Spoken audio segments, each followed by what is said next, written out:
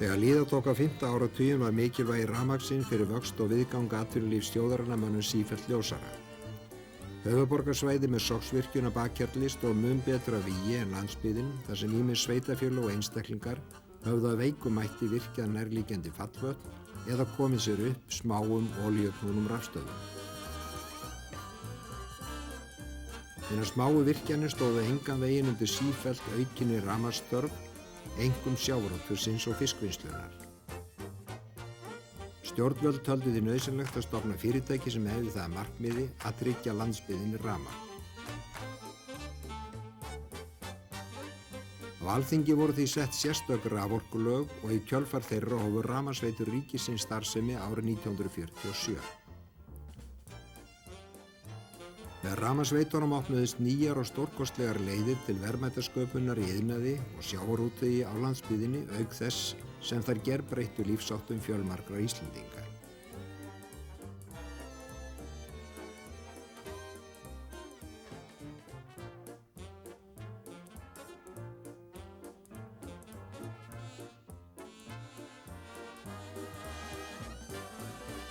Til að tryggja almenningu og fiskvinnslufyrirtækjum stöðugt framboð á rafmagni yfirtóku rafmagnsveiturnar fjölmargar smáar virkjanir ýmissa sveitarfélaga, auk þess sem þær reistu nýjar virkjanir víða um land. Má þar nefna virkjanir við Gönguskarðsá hjá Sauðárkróki og Þverá við Hólmavík. Auk þessa var meginverkefni rafmagnsveitna ríkisins fyrstu áratugina að rafvæða sveitir landsins.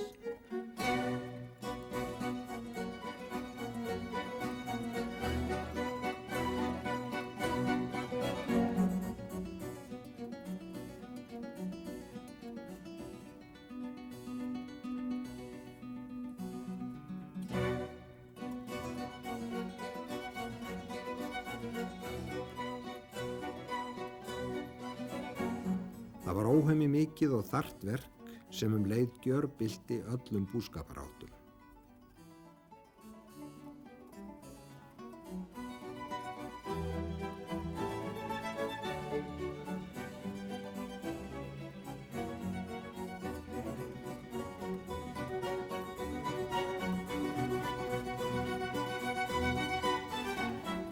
Skömmu eftir að Ljósafossvirkjun í Soginu hafði verið tvöfölduð árið 1943 sáu menn að rafmagnsskortur myndi fljótlega gera vart við sig á höfuðborgarsvæðinu. Því voru verkfræðingar fengnir til að undirbúa gerð nýrrar virkjunar í Soginu, Írafossvirkjunar.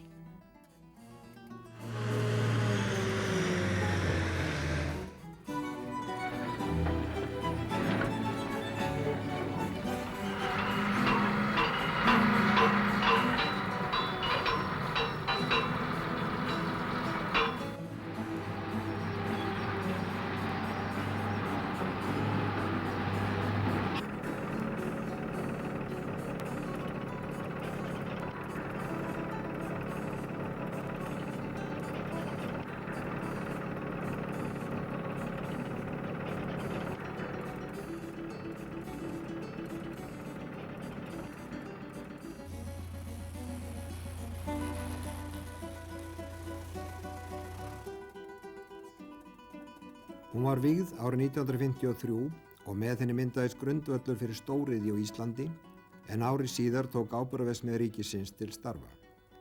Notaði hún ein helming þeirrar orku sem Írafossvirkjun framleiddi. Sogið var síðan fullvirkjað með orkuveri Efrasogs árið 1960. Sú virkjun nefndist Steingrímsstöð til heiðurs Steingrími Jónssyni rafmagnsverkfræðingi sem var fyrsti rafmagnsstjóri Reykjavíkur og forystumaður í raforkumálum borgarinnar margra áratuga skeið.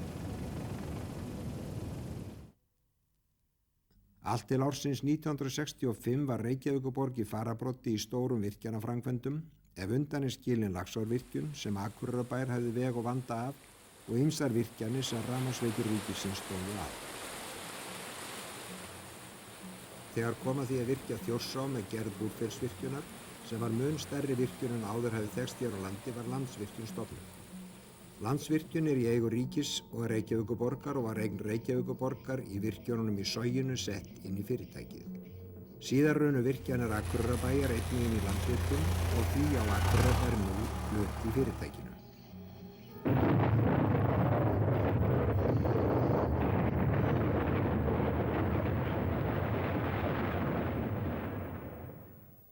Fjárhagslegu grundvöllur Búrfellsvirkjunar var lagður með samningu við Ísal rekstur álvers í Straumsvík.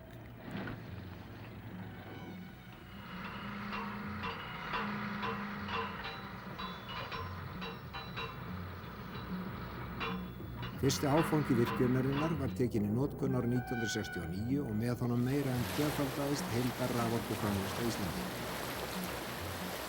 Í framhaldi af Búrfellsvirkjun voru 2 orkuver gerð í Tungná. Sigölduvirkjun sem tekið var í notkun 1977 og Hrauneyjarfossvirkjun árið 1981. Þessar 3 virkjanir á Þjórsársvæðinu framleiða nú 2/3 allrar raforku í landinu. Á bak við hverja stór virkjun liggur gífurleg rannsóknar og hönnunarvinna og má lítið fara úrskeiðis til að óhemju miklu fjármunir tapist. Jafnan líða fjölmörg ár frá því ákveðið er að virkja þar til virkjunin er tekin í notkun.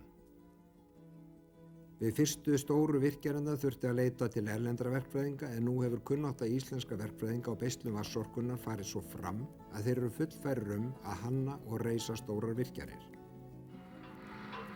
Það sýndu þeir til dæmis með Blönduvirkjun sem var alfarið hönnuð hér á landi. Auk þessara virkjana náðist einnig mikill áfangi með hringtengingu raforkukerfis landsins sem Rafmagnsveitur ríkisins hafði með höndum. Það var mikið verk að samtengja raforkukerfi allra landshlutana. Því var lokið árið 1984, 12 árum eftir að fyrsta byggðalínan var lögð.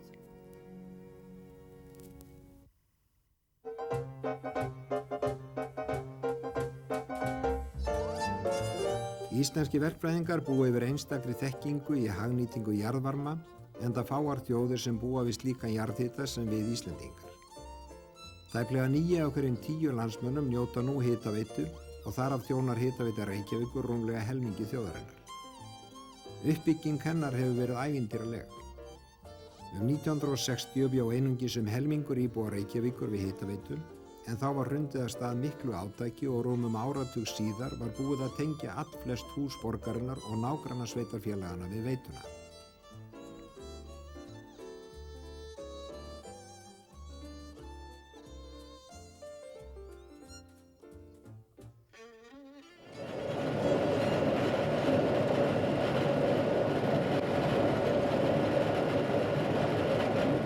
Í fyrstu sótti Hitaveita Reykjavíkur heita vatnið í borholur innan borgarmarkanna og síðar í nýjar borholur í Mosfellssveit. En þar sem byggðin hefur aukist svo hratt sækir Hitaveita Reykjavíkur nú síaukinn hluta heita vatnsins til Nesjavalla í Grafningi.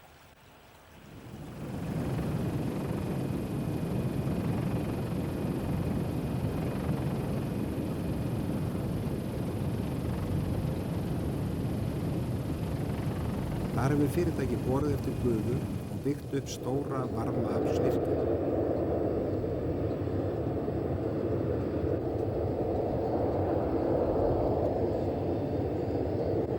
Kalt vatn er tekið úr Þingvallavatni og hitað upp með gufunni í virkjunni.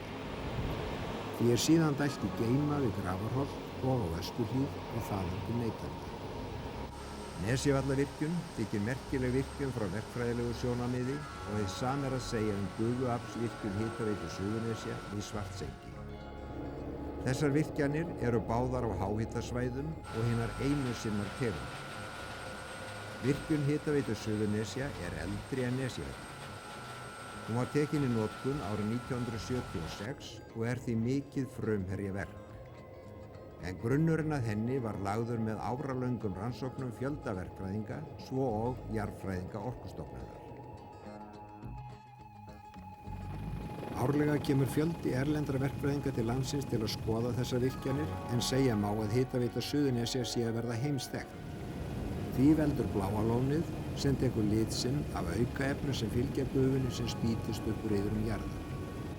er mannvirki hitaveitunar fyrir augu þeirra sem baða sig í lóninu. Hagnýting jarðvarmans hefur reynst Íslendingum heill og drjúg. Hitaveitunar hafa bætt hreinlæti og létt fólki lífið. Þá hafa þeir einnig verið afar hagkvæmar og má sem dæmi nefna að upphitun frá Hitaveitu Reykjavíkur kostar nú einungis 40% þess sem upphitun með olíu kostar. Skyld hitaveitunni er vatnsveita. Stærst vatnsveitna í landinu er vitaskuld Vatnsveita Reykjavíkur sem sér helmingi landsmanna fyrir hreinu vatni. Hver íbúi á höfuðborgarsvæðinu notar nú 210 lítra af vatni á dag og sé bætt við vatnsþörf atvinnulífsins þarf veitan að útvega að meðaltali 75 milljónir lítra á hverjum sólarhring.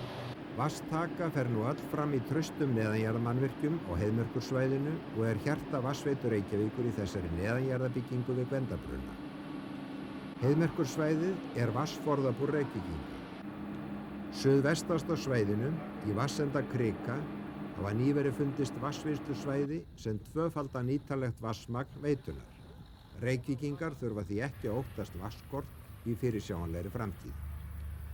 Sá merki áfangi náðist hjá Vatnsveitu Reykjavíkur árið 1984 að notkun yfirborðsvatns var hætt og upp frá því einungis notast við grunnvatn, en það er hreinna og öruggara í meðferð. Við Íslendingar búum vel í vatnsmálum og má að hluta til þakka það framsýni hérlendra verkfræðinga og ráðamanna. En hér var tiltölulega snemma farið að friða vatnasvið vatnsbólanna og stöndum við þar framar mörgum nágrannalanda okkar. Bláfjallasvæðið og hinn fagri útivistarstaður Heiðmörk eru dæmi slíkt vatnasvið.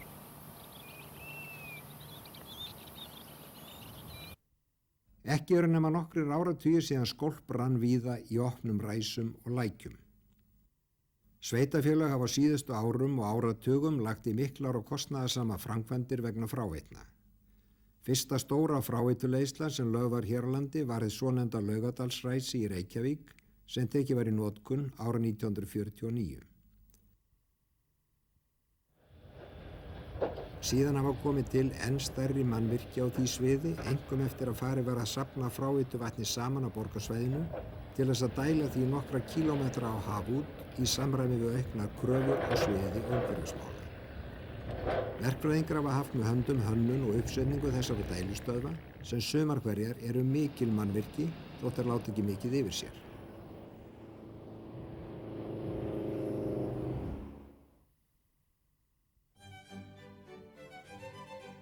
Það hefur einnig komið í hlut verkfræðinga að hanna gatnakerfi sveitarfélaga og vegi landsmanna. Síðustu áratugi hafa orðið mikla framfarir í vegagerð og bæst við vegakerfið ár frá ári, enda koma til sögunnar sífellt öflugri vinnutæki.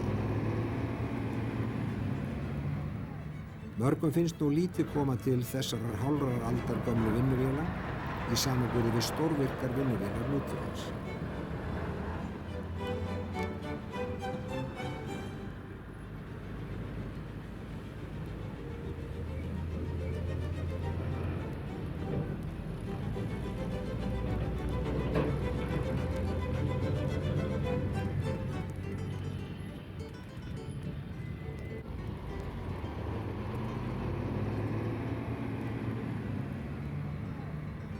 Vegagerð ríkisins hefur löngu verið vinnustaður fjölmargra verkfræðinga.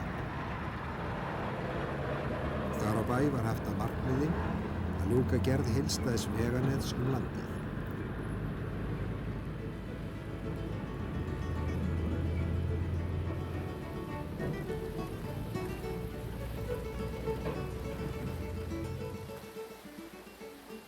Þeim áfanga var náð þegar árnar á Skeiðarársandi voru brúaðar, en þá varð akfært hringinn í kringum landið.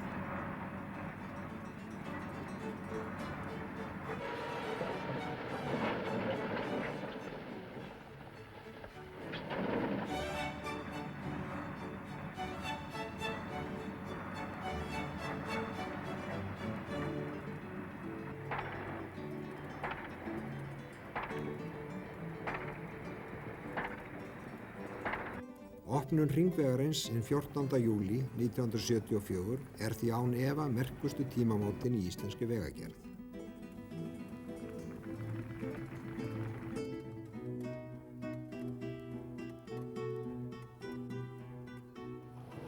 Vegagerðin hefur síðan einbeitt sér að því að bæta þá vegi sem fyrir eru, til dæmis með því að hækka þá upp úr snjó, auka burðarþol þeirra og leggja þá bundnu slitlagi.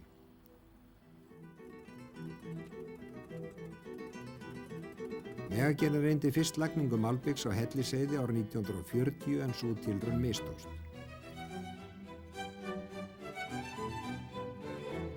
Það var hins vegar 9 árum síðar að malbik var lagt á götu í þéttbýli í fyrsta sinn. Það var á Lækjargötu í Reykjavík og var til verksins notuð þar til gerð malbikunar vél.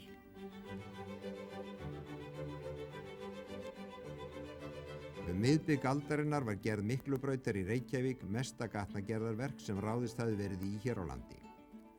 Við gerð hennar var jafnframt í fyrsta sinn beitt jarðtæknilegum rannsóknaraðferðum við hönnun á undirstöðu götunnar og við framkvæmd verksins.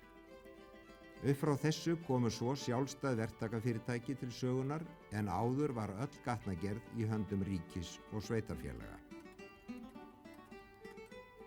Lagning malbiks hefur verið samfelld frá því 1960 en fyrstu árin voru vegir einnig steyptir. Það á til dæmis við Keflavíkurveginn og hluta Vesturlandsvegar sem hér sést unnið að.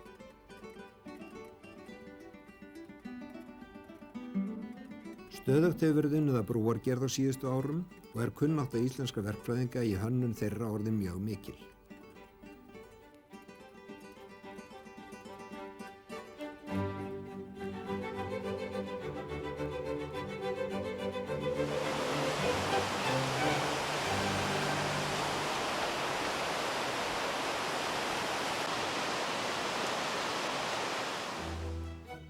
Merkasta einstaka brúaframkvæmd síðustu ára er Borgarfjarðarbrúin sem opnuð var umferð árið 1980 og var mikil samgöngubót.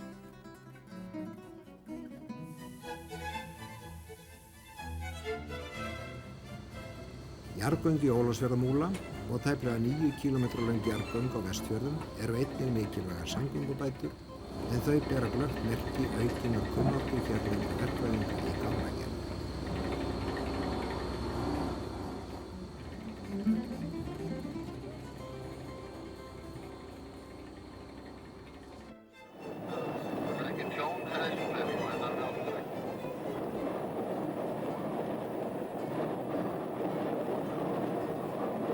Þekkingu íslenskra verkfræðinga hefur einnig farið mjög fram í hafnargerð en fá mannvirki þurfa að standast jafnmikið álag og þau. Hjá Vita- og hafnamálastofnun, sem sér allflestar vita- og hafnaframkvæmdir í landinu, hafa verið stundaðar miklar rannsóknir á umliðnum árum.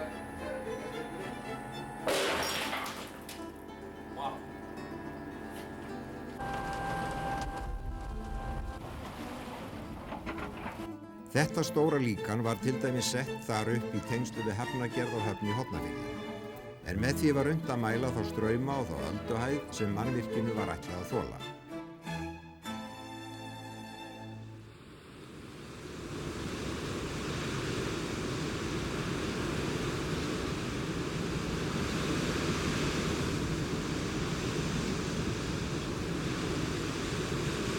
Öruggar hafnir eru forsenda traustra samgangna á sjó og á sama hátt eru öruggir flugvellir frumforsenda flugsamgangna. Fyrstu ár flugsins var að mestu notast við sjóflugvélar hér á landi en fyrsti flugvöllurinn var tekinn í notkun árið 1941. Það var Reykjavíkurflugvöllur sem gerður var af hernámsliði Breta.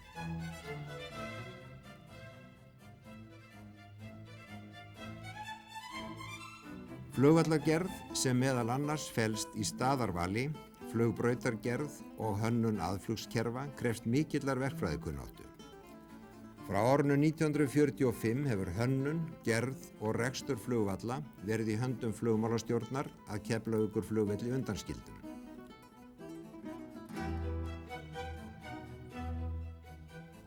Fyrsti stóri flugvöllurinn sem alfarið var hannaður af Íslendingu var Akureyrarflugvöllur sem gerður var árið 1955 en alls eru nú í landinu 24 áætlunarflugvellir auk fjölda smærri flugvalla.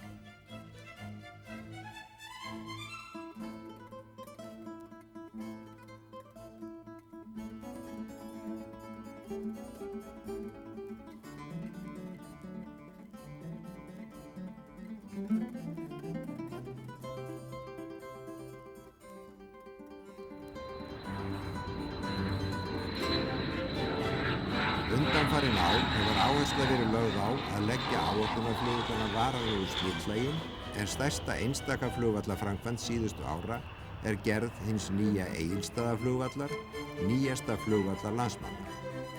Hann var tekinn í notkun árið 1993 og kostaði rúman 1 milljarð króna.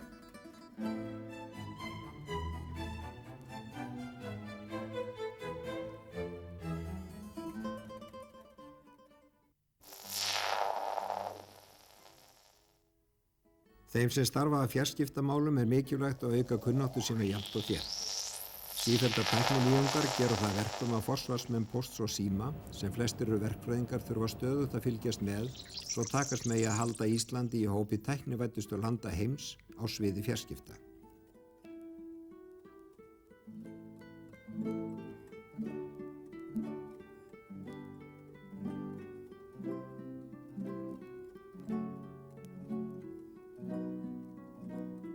Upphaflega voru settar upp símstöðvar á helstu þéttbýlisstöðum og byrjað var á að leggja síma á sveitabæi. Allir landsmenn nutu handvirkrar þjónustu í gegnum miðstöð, þar til fyrstu sjálfvirku stöðvarnar voru teknar í notkun í Reykjavík og Hafnarfirði árið 1932. Eftir heimsstyrjöldina síðari átti sér stað stöðug uppbygging bæði í sveitum og bæjum og 1960 voru allir sveitabæir komnir með síma.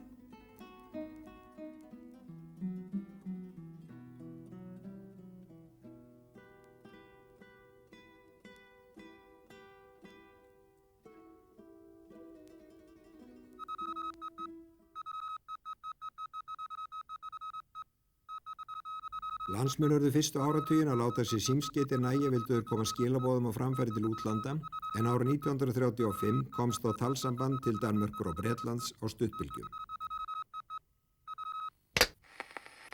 Þessi tækni var þó tiltölulega ný og má sem dæmi nefna að aðeins 8 árum áður hafði sams konar sambandi verið komið á milli heimsborgarna New York og London.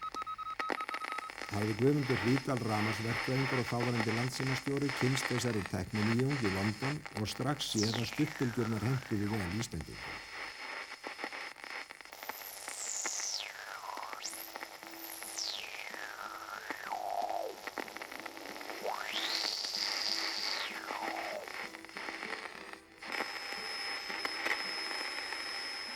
Urðu landsmenn að láta sér þetta talsamband við útland nægja allt til ársins 1962 að hingað til lands var lagður sæstrengur frá Skotlandi, hinn svokallaði Skottæsstrengur. Þar með opnuðust 24 talrásir og með Ice-Can-strengnum frá Kanada til Íslands sem lagður var ári síðar má segja að bylting hafa orðið í talsambandi við útland. Íslendingar þurftu ekki að bíða lengur klukkustundum eða jafnvel dögum saman eftir að ná sambandi við útland. Nú gekk þjónustan hratt og vel, þótt enn þyrfti að hringja gegnum skiptiborð Pósts og Síma.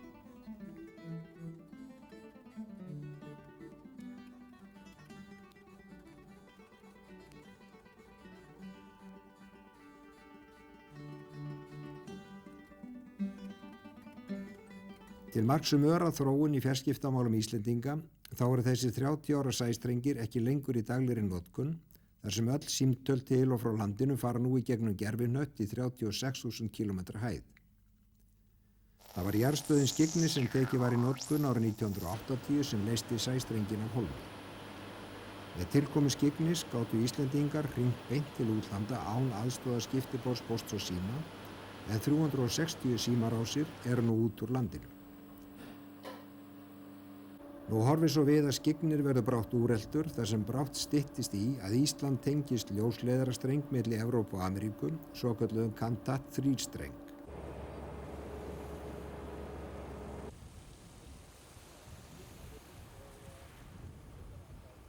Þessi byltingakenndu örsmáu glerþræðir sem mynda ljósleiðara geta flutt ótrúlegt magn stafrænna fjarskiptaboða heim til notenda, hvort heldur það eru tölvugögn, hljóð eða mynd.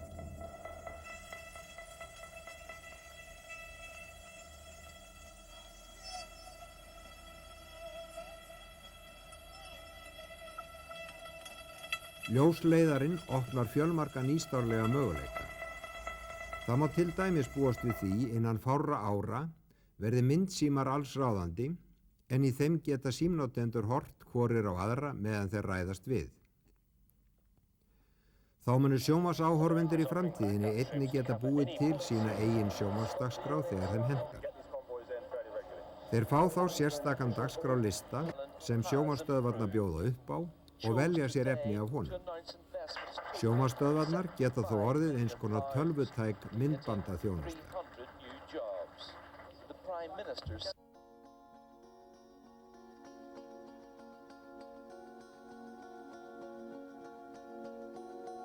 Póstur og sími hefur frá árinu 1985 unnið að lagningu ljósleiðarans hringinn í kringum landið og mun því viðamikla verki ljúka árið 1995.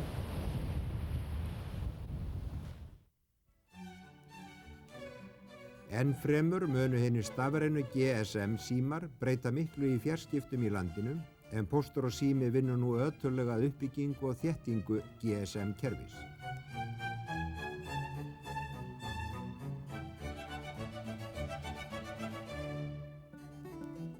Í framtíðinni koma íslenski símnotendur til með að geta notað þessa handhægu síma hvar sem er í Evrópu.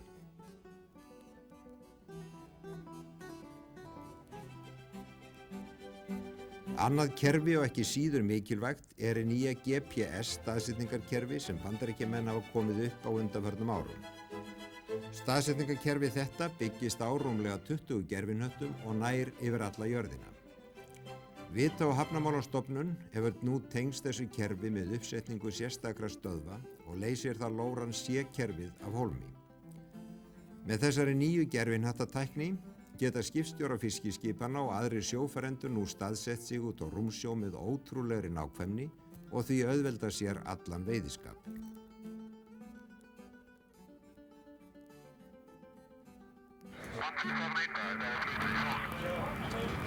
Í flugumferðarstjórnun eru nákvæmar og stöðugar upplýsingar staðsetningu flugvéla frumskilyrði til að tryggja öryggi þeirra sem fljúga.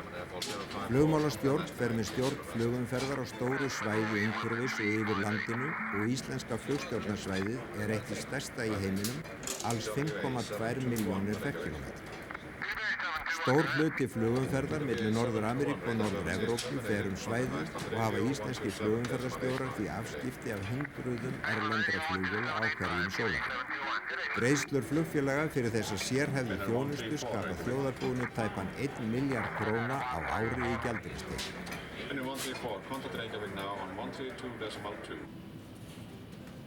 Dýran tæknibúnað og mikla tækniþekkingu þarf til að tryggja fjarskipti við flugvélarnar og fylgjast með staðsetningu þeirra. Fjöldi verkfræðinga og annarra tæknimanna starfar hjá eða í nánum tengslum við flugmálastjórn vegna verkefna á þessu sviði. Fást er meðal annars við þróun tækjakerfa til flugumferðarstjórnunar, svo sem gerð hugbúnaðar og við eftirlit með þeim. Öll flugumferðarstjórn fer nú fram í aðalstöðvum flugmálastjórnar á Reykjavíkurflugvelli.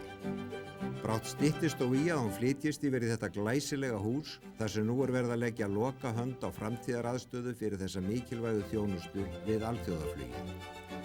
Ætla má að þegar húsið verður tekið í notkun muni þar fara fram ein tæknivæddasta starfsemi í landinu.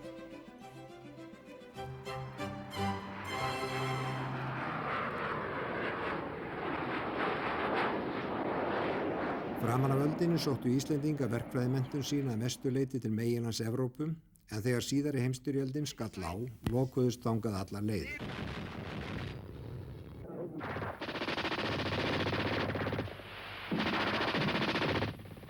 Var þó ákveðið að hefja kennslu til fyrrihluta-prófs í verkfræði við Háskóla Íslands og hófst kennsla haustið 1940, en það ár höfðu 78 Íslendingar lokið verkfræðinámi. 4 árum síðar var verkfræðideildin svo lögfest sem ein af deildum háskólans og var forstöðumaður og fyrsti prófessor deildarinnar, Finnbogi Rútur Þorvaldsson, faðir frú Vigdísar forseta. Verkfræðideildin var mikil lyftistöng fyrir íslenska verkfræði, en í ár eru liðin 50 ár frá stofnun hennar.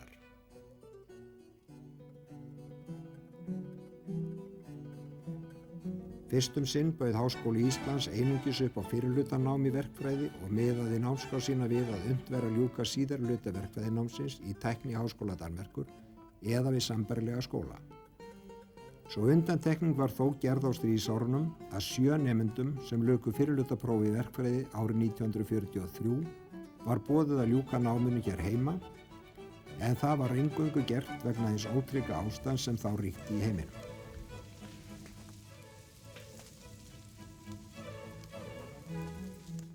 Frá 1970 hefur Háskóli Íslands boðið upp á 4 ára nám til lokaprófs. Þeir sem ljúka því eiga rétt á að kalla sig verkfræðinga, en samtals hafa nú 1400 Íslendingar lokið verkfræðinámi, þar af 500 frá Háskóla Íslands á síðustu 20 árum. Langflestir af þeim sem ljúka 4 ára verkfræðinámi hér á landi halda til útlanda í framhaldsnám, en árið 1989 var hafin kennsla til meistaraprófs við Háskóla Íslands. Nýverið var bandarísk stofnun fengin til að gera úttekt á stöðu verkfræðideildar Háskóla Íslands. Var niðurstaða hennar sú að deildin væri fyrsta flokks menntastofnun sem stæðist vel erlendan samanburð, þótt ýmislegt væri þar sem mætti bæta. Innan verkfræðideildarinnar eru 3 skorir eða undirdeildir. Það eru byggingaverkfræði, vélaverkfræði og rafmagnsverkfræði. Byggingaverkfræðingar eru fjölmennastir innan verkfræðingafélagsins enn sem komið er, en þeir sjá hönnun allskyns mannvirkja, svo á rekstur þeirra og viðhald.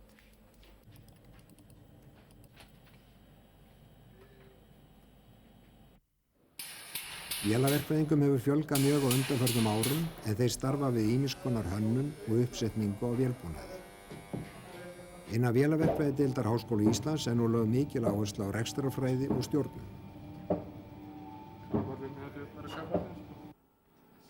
Rafmagnsverkfræðingar fást eins og heitið ber með sér að mestu leyti við hönnun ýmiss konar rafkerfa. Rafmagnsverkfræðingar skiptast í 2 hópa eftir því hvort þeir fást við háspennu eða lágspennu, en undir það síðarnefnda flokkast síma- og fjarskiptabúnaður að óglemdum tölvunum. Verkfræðingar vinna við tölvur og semja meðal annars forrit. Það er því í sumum tilvikum óljós skil á milli þeirra og tölvufræðinga.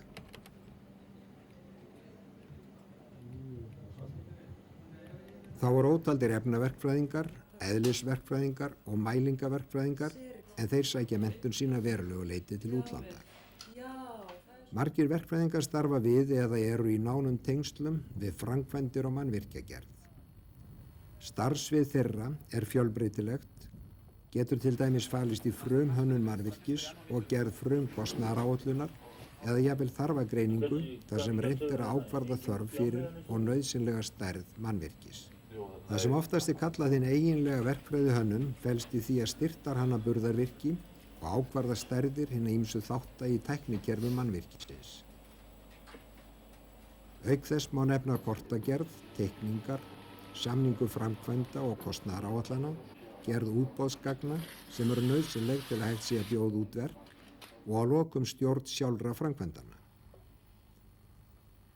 Fjöldi verkfræðinga starfar einnig við kennslu, rannsóknir og ýmiss konar þróunarvinnu sem oft er grundvöllurinn að tækni framtíðarinnar. Ennfremur starfa margir verkfræðingar hjá framleiðslufyrirtækjum við sérhæfð tæknistörf og þjónustu og við sölu á ýmiss konar tæknivörum.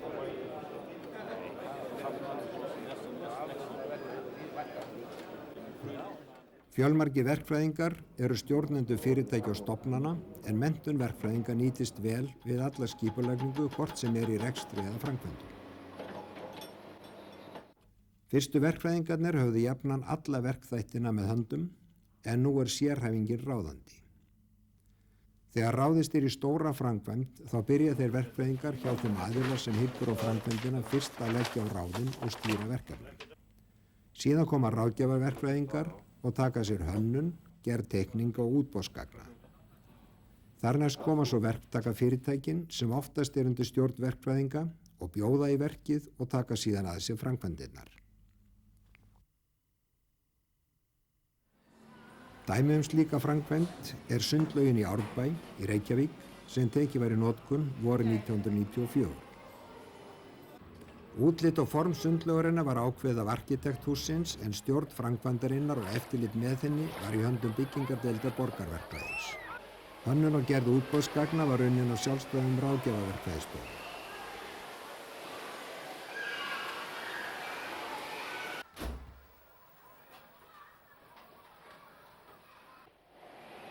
Sundlaug sem þessi er flókið og margþætt verkefni. Verkfræðingar önnuðust hönnun hreinsikerfa fyrir sundlaugarvatnið, hönnun loftræstikerfa, lýsingar og raflagnir, burðarþolshönnun hússins og laugarinnar og gerð vinnuteikninga af stálvirkjum. Við hönnun af þessu tagi vinna aðallega byggingar, véla- og rafmagnsverkfræðingar sem margir hverjir eru mjög sérhæfðir.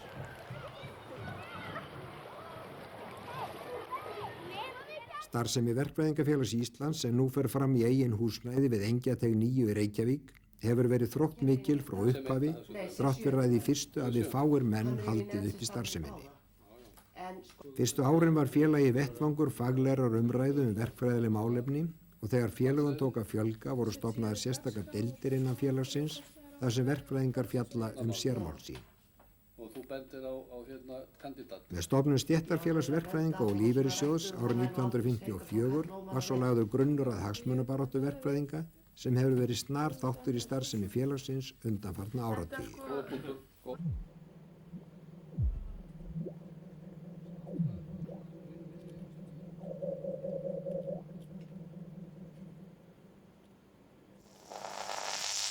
Það er af sem áður var þegar verkfræðingar eyddu lunganum úr vinnudeginum í að reikna með reiknistokk. Nú hefur tölvuöldin breytt allri verkfræðivinnum og er nú svo komið að sjálf teikniborðin að verða úrelt. Og eftir því sem tölvurnar verða fullkomnari létta þær verkfræðingunum störfin. Hér má til dæmis sjá eina af hugmyndaverkfræðinga að göngubrú í Elliðaárdal í Reykjavík.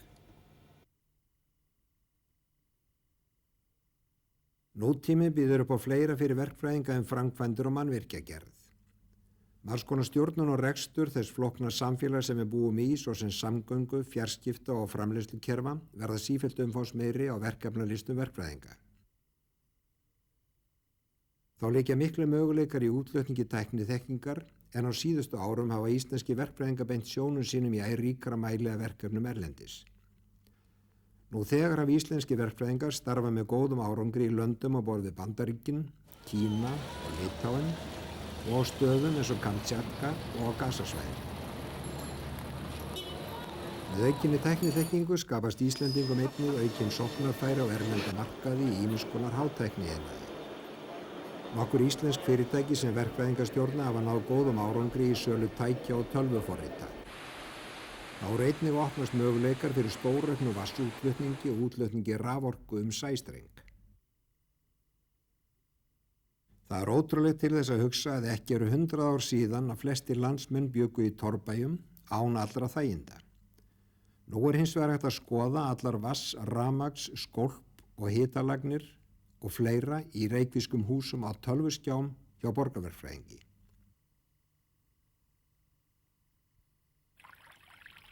Umhverfismál í sinni víðustu merkingu mun verða á borðum verkfræðinga í nánustu framtíð. Það mun verða á ábyrgð verkfræðinga að nýmælið sem fjalla verði ekki til óþurftar og spilli umhverfinu. Verkfræðingar framtíðarinnar verða að vera tillitssamari gagnvart umhverfinu en annað fólk. Einungis þannig geta þeir gætt þess að framfarirnar sem þeir stuðla að verði framfarir í reynd.